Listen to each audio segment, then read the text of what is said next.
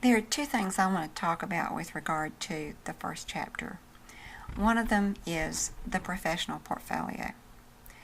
The professional portfolio is a collection of items that supports you as you say, I have the qualifications for this position. You are going to submit it online, electronically, in the class.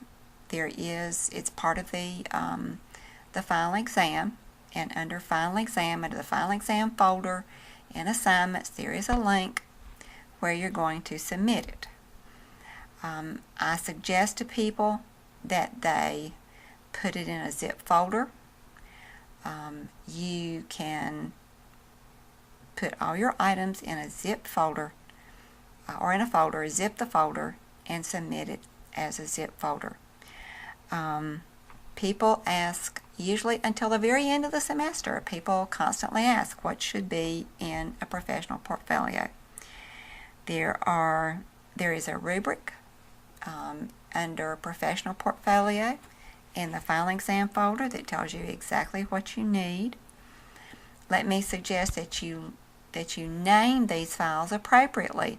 Things like resume, cover letter, transcript, reference letter 1, reference letter 2, Word work sample 1, Excel work sample 1, etc., so that people will know what they are looking at. There is a list of possible items that you can have in your portfolio on page 9 in your book. And it lists a variety of things, some of which you would probably have to scan. If you want to scan some items, I'll be happy to help you. The copier outside my office is also a scanner, and I'll be happy to show you how to do it. If you have questions about the portfolio, please contact me. The other thing I want to talk about is goal setting, because there is a career action that's one of your assignments that is about goal setting. I think it's career action 1-4, but I could be wrong about that. If memory serves, that's the one that it is.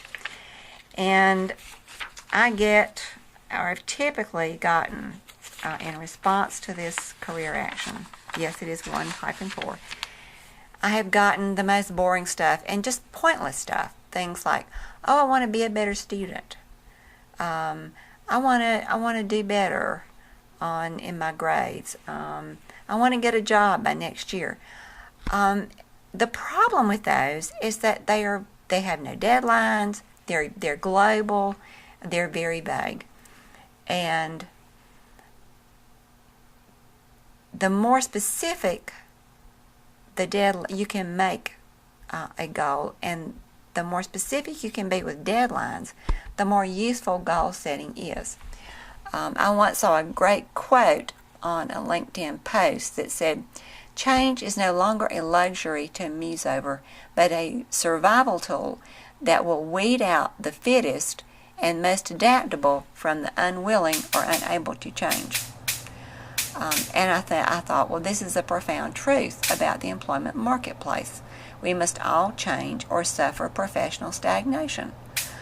Goal setting puts you in charge of the change.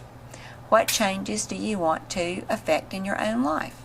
This is where goal setting comes in. What is important about goal setting? One comment on the LinkedIn article talked about breaking up big goals into small goals with action-oriented steps. The author of this piece said that he creates a spreadsheet for each goal with individual steps and a deadline for each small steps. For example, if your goal is graduation by May and a job by September, you could list doing homework on time every week in all your classes as a step toward graduation. Think about steps toward getting a job. You could